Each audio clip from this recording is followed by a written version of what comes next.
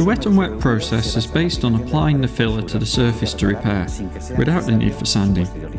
This process aims at increasing the productivity of certain repairs.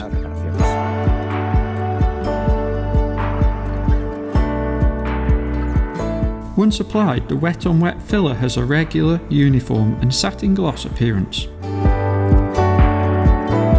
It provides excellent adhesion on CATAPHORESIS galvanized steel, electrozinc, aluminium and different plastics. This application process is often used in the filler of new body parts. Advantages of the wet on wet process. Firstly, it allows using a single masking for the filler and the top coat. The sanding process is suppressed, leading to a significant reduction of repair time. You will use less masking tape, paper and plastic and less sanders or degreasers. The drying times will also be reduced as the top coat will be applied directly. You will also save on energy consumption in the cabin drying and in the use of infrared equipment.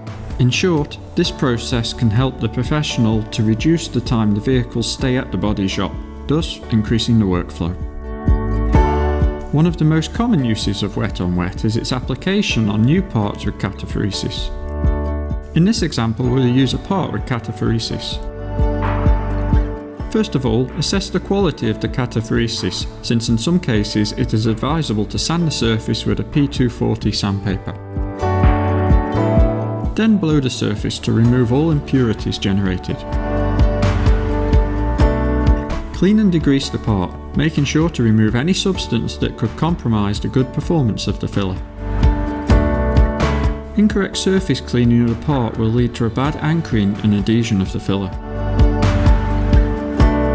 Prepare the mixture following the specifications provided on the product's technical data sheet, considering aspects such as temperature and humidity.